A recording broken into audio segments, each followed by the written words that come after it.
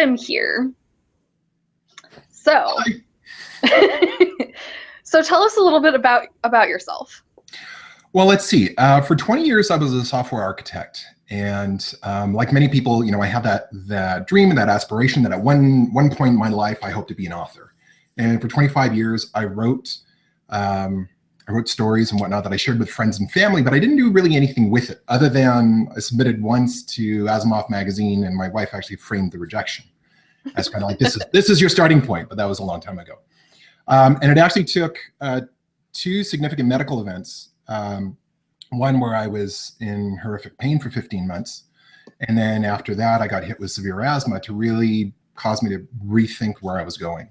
And then with a nudge from my daughter, I started writing Along Came a Wolf, which was the first of the Yellow Hoods, and started writing that January 4th, 2014. And then everything else has just been off to the races. And this time last year, I went full time as an author.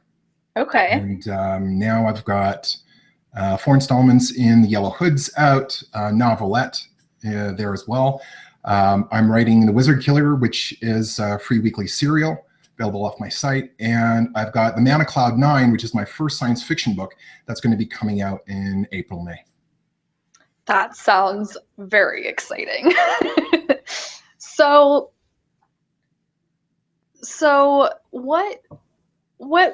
how do you get the idea for Along Came a Wolf? Well, let's see. Actually, this is the first time I can use this as a prop. So 1 second.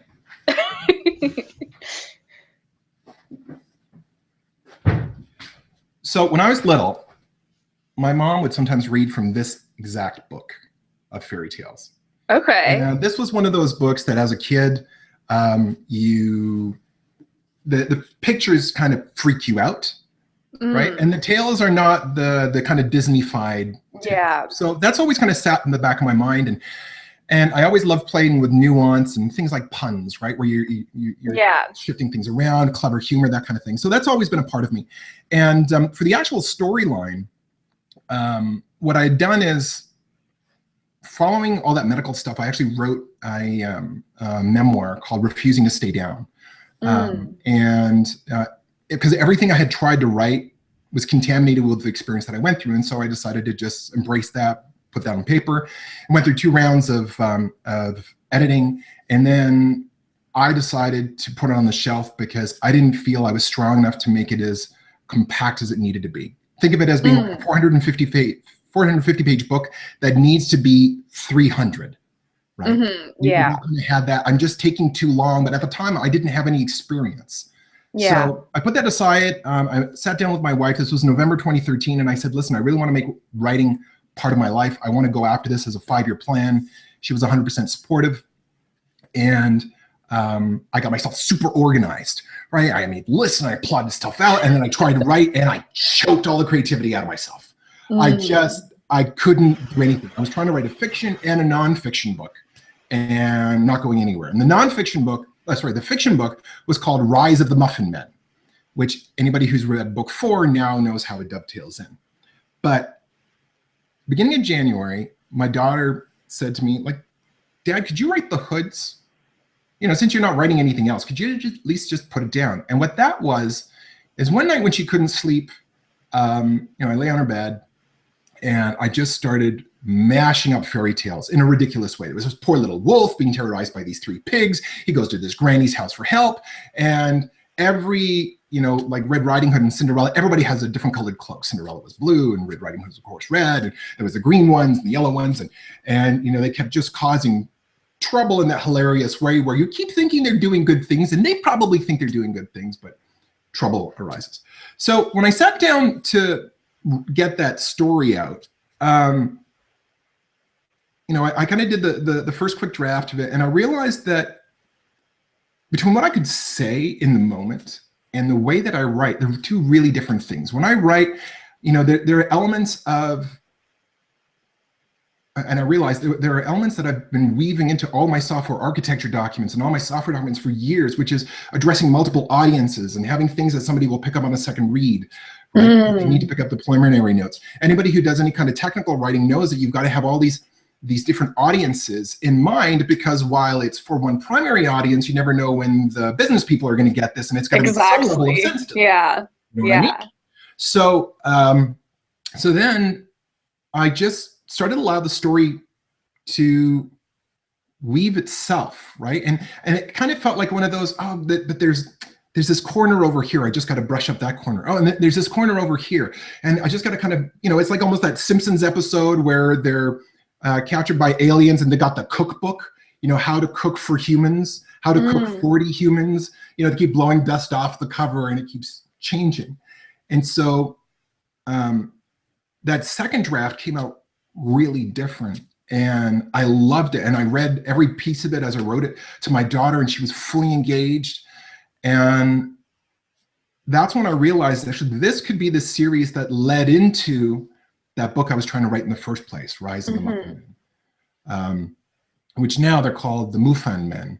And that's a play on a couple of words and whatnot, which we can get into. But I really enjoyed that idea of creating a series that, one, appealed to kids like 9 to 15, particularly that had strong women characters in it, representing the women that I've had in my life. I've been extremely fortunate. I've got a kind of a surrogate grandmother who was one of those ladies who, she has plenty of World War II stories, but at age 12 and she's 60, we're walking to the bus stop and I have to run to keep up with her.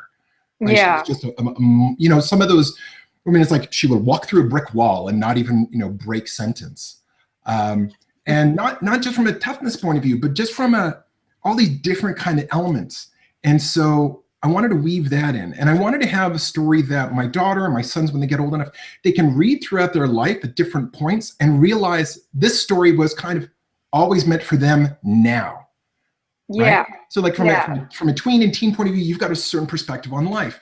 When you're getting your career going and you're free of those obligations of, minimum amount of education required, and you're figuring your life out, different elements will, connect with you. And then when you're a parent, I just had somebody mention to me the other day, once again, that, there was a scene that just stopped them with tears. And yet I know from a kid's point of view, they kind of turn their face and I'm like, wow, that's interesting, but they don't have that emotional connection yet. So all of that kind of came together. And I guess the idea for the storyline itself, it being steampunk-esque, and I say esque because I coined the term emergent steampunk. I didn't want yet another story that I felt like I was walking in a Clockwork Star Wars. Right. Something that felt like an origin story for somebody who's never read steampunk before, for them to feel they're kind of getting in the beginning, and somebody who's really familiar with it to feel this is the origin story. Because my plan has always been, at the end of the Yellow Hoods, to jump 10 or more years and then have sequel series in the same world. So this is kind of going from that emergent to truly on steampunk, woven in with fairy tale that takes place as if it's real world events. Yeah. So that kind of, those layers of complexity, that layers of nuance, kind of all got just tipped by my daughter. That's wonderful. So what drew you to steampunk as a thing you were interested in general? Well, let's see. I guess, when I was a kid, I played a lot of D&D, or technically I was like almost always mandatorily the dungeon master. So I was responsible for the whole storyline, and my friends got to just be the individual characters. And so, I got to experience all those different elements of fantasy. And when you're doing that for 8 to 10 years, you explore different elements. And so that kind of sat there in the background. But the real thing that pushed me into looking at steampunk was when Wizards of the Coast released I think it was 3rd edition D&D, and they had a open system called D20, and they had a competition for new gaming worlds. Okay. So I wrote one, not really knowing anything about steampunk, but I had this idea of using mana as an energy source, and having innovation driving off of that. So if we took, for example, the magnetic field of the Earth and we crank it up a little bit further, could that allow chemical reactions to take place, and thus it be able to be stored and treated as any kind of power source. The kind of way that we're treating solar energy. Mm-hmm. So I wrote this whole world, and at the last minute, I kind of finished it off. I sent it off by I don't remember if it was UPS or Purelator, and they confirmed that absolutely there was not going to be any problem delivering it to post office box. And 3 days after the deadline, the USB key or whatever I'd sent it on was returned to me going, we're unable to deliver to post office boxes.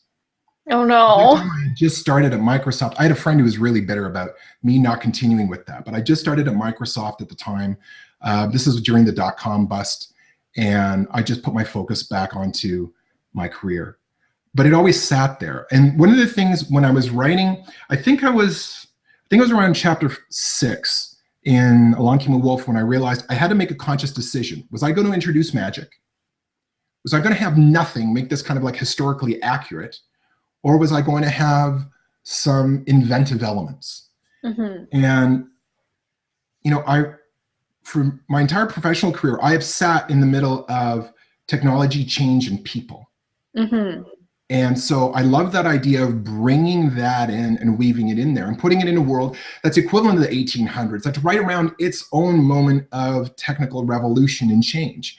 And just like our world, where we've had innovations come but never kind of take. A great example is the Baghdad battery, right? Mm-hmm. The idea that we had this battery concept, like 2,500 years ago. And it didn't take. Right? We didn't find other ways to innovate off of it, but in an alternate world, could they have?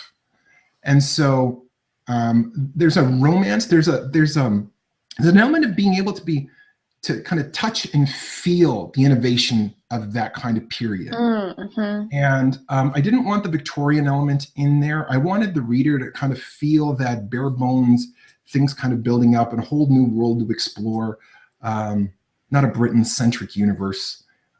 Despite having been born in England, there was that romance of, maybe a reader, particularly a younger reader, can be inspired from this and go and build something with their hands. Right? Have that intimate relationship with technology that we don't kind of have today. Everything's kind of magical. You take your phone, in principle, we understand how it works, but really, most of us don't have the background to be able to kind of fix that or make one or whatnot. It really is just magic where we're told what the principles are. Right? Yeah. Well, it uses signal and it needs to be within a certain range of magical towers that are standing like overlords, watching over everybody. So yeah, that's kind of it. That groundedness for me was important. That tactile feel. Yeah. Yeah. Well, and I think it's starting to come back. Like with 3D printing becoming more accessible, and there's a lot of companies who are thinking of building airships for mass, like, freight transportation, which I find really interesting. It's like, oh, we're going full circle sort of and looking, okay, we've gone really far in the electronic field, so how can we bring the other pieces to the same level, the mechanical pieces, the biological pieces. Mm-hmm. So that's, we'll have to talk more about technology at some point. So what is one of the quirks about one of the main characters in Along Came a Wolf that you find most frustrating? Frustrating. How do I do this without bringing any spoilers into this conversation?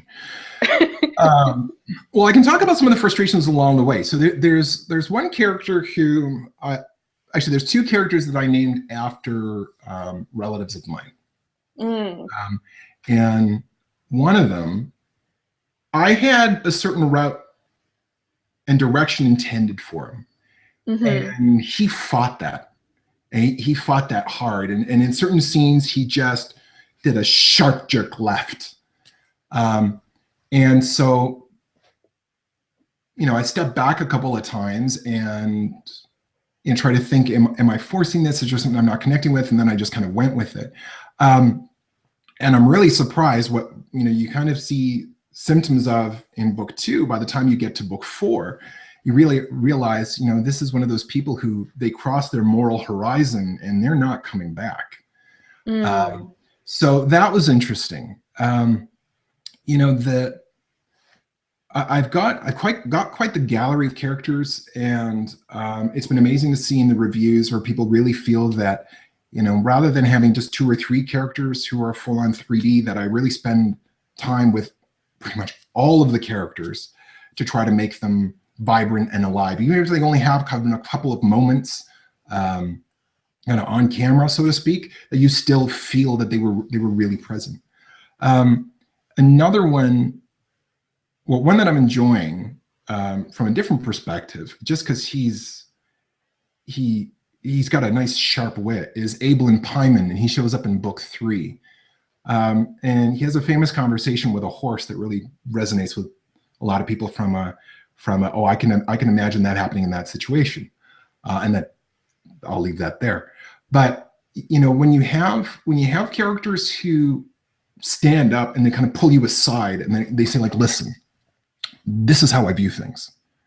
Now that there's some complexity you can figure out in my background back there, but this is how I'm going to view things. And it's not superficial, and I'm not a jerk. Here are a couple of points that are going to be visible to people to indicate that there's more to it than this, but I'm kind of all right, you've got a gun in my face.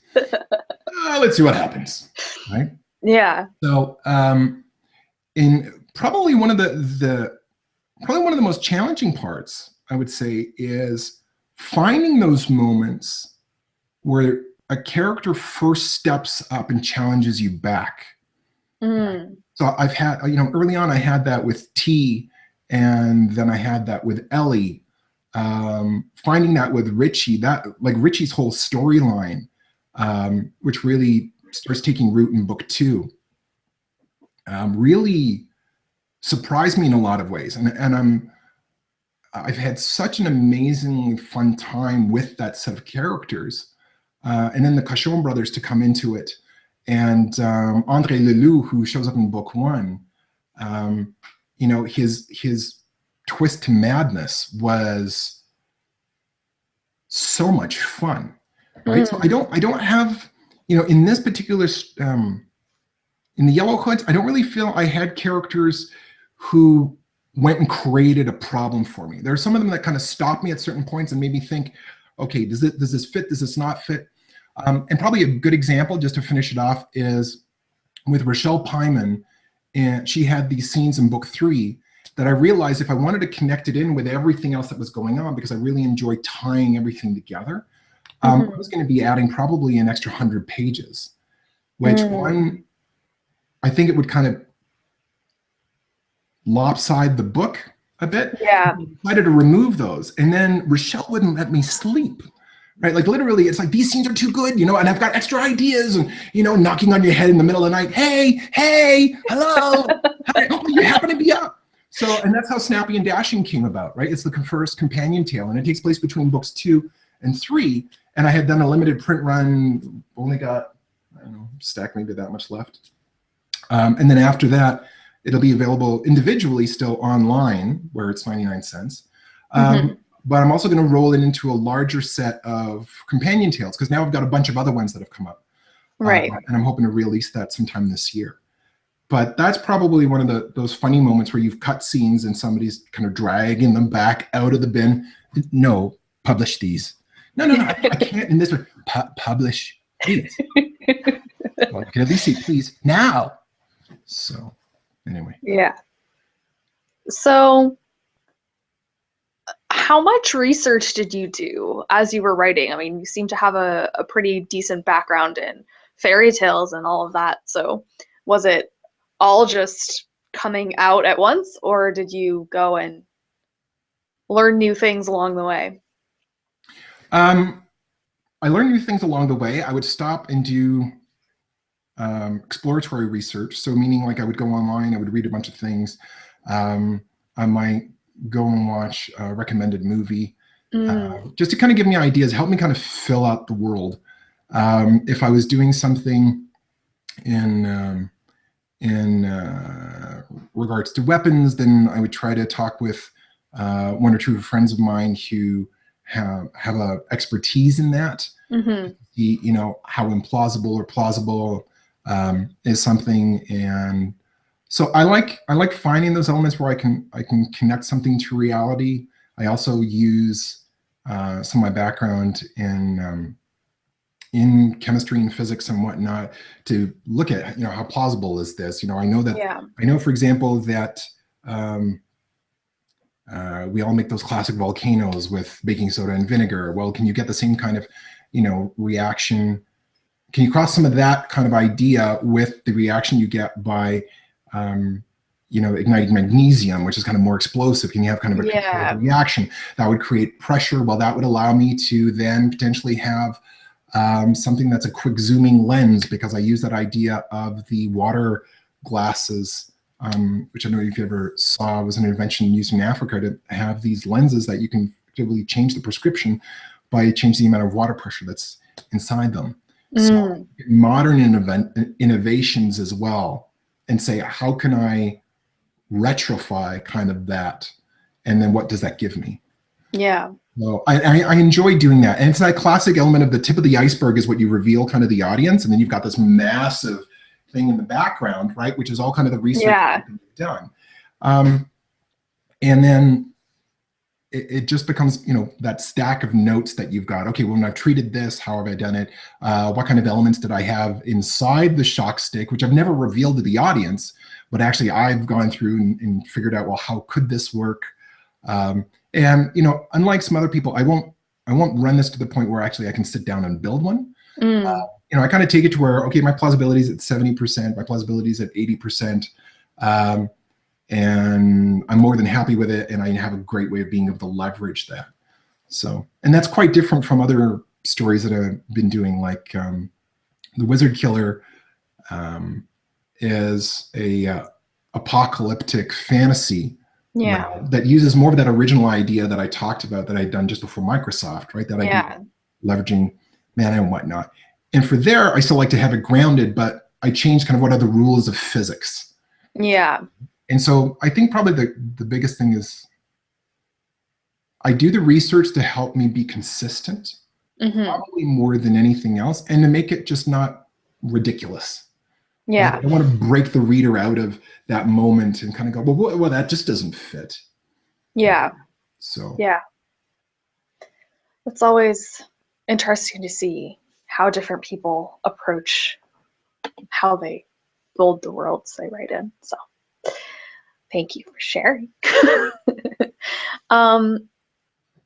So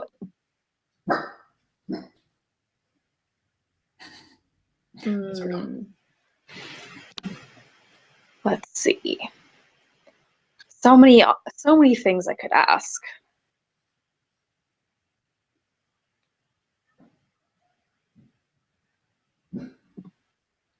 So now that you've written several books in this series, how do you think that your writing has improved, and would you consider going back to some of those first projects yet, or do you still feel like you have further to go before you can revisit them? Great question. So, I think one of the smartest things that I did is I didn't just try to sit and write the entire series and then publish it. I wrote book one, I put it out there, I was getting great feedback, and that helped me for book two to be version 2 of myself as a writer. I'd say book one was kind of the 1.1. I had 25 years of 1.0. I did this 1.1. And then the feedback came in for book two, and particularly having, among the beta readers that I had one who really made a permanent difference. It was Carolyn. And her email was really hard to take, right? Because I asked everybody for what they loved, liked, loathed, and why they would burn the book. And so she had those sections, what she liked, what she loved, loathed, burn the book.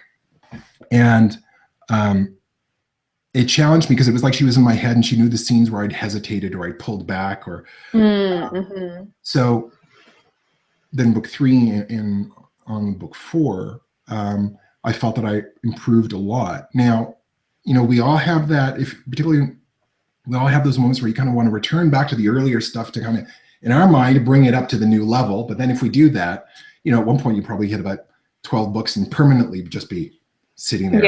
Yeah. And it'll take away some of the charm and exploration that the readers get. Now, when I think about so I've learned, there's a little bit of re-editing that I want to go back and do for books 1, 2, and 3, very minor things, but that I would like to just kind of clean up at one point. And I would say things for like the memoir. I've actually been pulling pieces effectively out of that, and they get sprinkled throughout my books, blog entries and whatnot, right? I don't have to kind of put this big mass on the table, kind of going, look what I went through and how you can get through it too, right? That's a kind of different life direction and author direction that I'm not sure I ever want to go into. Now, I have gone back to some of the stories that I wrote over the past 25 years and tried to do something with them, but most of them just kind of come apart. Right? I spent a couple of days with one going, this was one of my best stories that I had written. And then I tried to rework it, and I just realized it's fine for what it was. And it's great for who I was at the time, but it's nowhere close to who I am now. Yeah. And I can just reuse some of those basic elements as ideas, and I can keep it as inspiration. And I, every now and then I post something like that on my website going, well, this is who I was in 98. This is who I was in 2002. And I've gotten great emails back from other authors going, this was fantastic, and one person said, actually, this was depressing, but in a good way. Because I think you were really great then, which just means that, Yeah. No, I do that a little bit too. I have a lot of ideas that I started writing by hand before I had a computer when I was 12. And I've posted a couple pictures of those online to be like, hey, look, this was the original idea back ages and ages ago, and it's completely different now. But isn't it ridiculous? Because it's written in orange gel pen on notebook paper. So it's fun. It's fun to share those and see how things change. So what should we be most excited to discover as we read Along Came a Wolf? Wow. I would say, at the end of the day, Along Came a Wolf, on one level, it is the story of when you're 12 years old and you live in a small mountain town, you can go from being an expert child to an incompetent adult. And it's really the story of that transition. How does this kind of almost perfect little bubble get shattered? Step up. Life, becoming an adult and life experience is about seizing the moment. It's not about the number of years. It's about how you react to things. Yeah. And it's got kind of a sweeter side to it, particularly the first third. And some people kind of mistake it as being kind of a child's book, right? They kind of read it. It's like, oh, well, this kind of seems, cutesy. They kind of miss a number of the elements. They're in the minority. And then when those people move on to book 2, it's always funny to kind of read the reviews where they're like, oh my God, the intensity went up, right? Like, yeah, but you should have noticed that was happening, about halfway through, at least 2/3 of the way through Along Came a Wolf, it was kind of cranking up. And it kind of goes, definitely up in book 3. And then book 4 is kind of like starting to turn that curve in the movie where you'd be going, okay, yeah, that kind of moment. So, and it's funny, thinking about book 5, and particularly finishing book 4. Book 1, Along Came a Wolf, feels more and more almost like the prequel.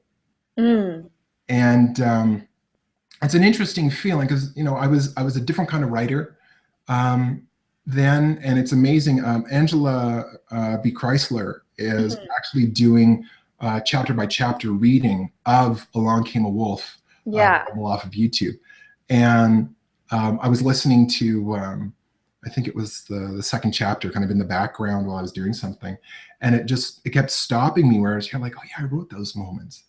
It's like, wow, yeah, now I remember, wow, I did connect that in book 3, or I connected that up into book 4. You know, I try to waste very little. Yeah. And when you kind of go through Along Came a Wolf, you kind of see how I tie things from the beginning or the middle, kind of towards the end. But then that really continues in the series. And yeah, I would say probably more than anything is folks end up finding that probably the biggest surprise is this story really can connect with somebody. My oldest reader that I know of is about 71, 72.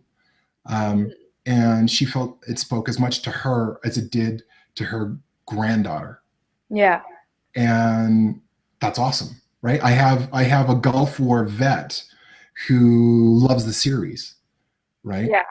And he's a dad, and he usually reads post-apocalyptic, you know, fantasy or realism, or, you know, Yeah. he's got this not gruff, but he's got this real perspective. I've had the honor of meeting him in person that you wouldn't normally associate with wanting to read these kind of books, and yet he loves them. Yeah. So, yeah, the biggest surprise I think is how many people it connects with. Yeah. Well, I'm definitely very excited to read. So where can people find you? Well, let's see. You can find me at adamdreece.com. So ADAMDREECE.com. You can find me on Twitter at Adam Dreece. You can find me on Facebook, Adam Dreece Author. My books are available on Amazon, iBooks, Kobo, Smashwords. They're available in print pretty much from every bookstore because they're available via Ingram. You can also get them in Canada from Indigo and indigo.ca. So I think that's most of the ways to contact me. People are also welcome to reach out to me directly by email. I'm always happy to kind of give feedback or my 2 cents. Some people want to, you know, they kind of wonder, well, you know, can I approach an author and ask some questions? I don't know. I want to be an indie author. I don't know if being an indie author is for me. I do a lot of talks and school talks, so I'm always encouraging people. It's like, reach out. Worst come to worst, I'll tell you, it's like, I can't get to this right now. Maybe it's a week or 2. Yeah. More often than not, I'm happy to connect directly with people and engage on whatever medium, email, whatnot. And email-wise is just adam.dreece@adzpublishing.com. Awesome. Thank you so much. This has been awesome. Thank you. Yeah, and I'm super excited to read your series. Excellent.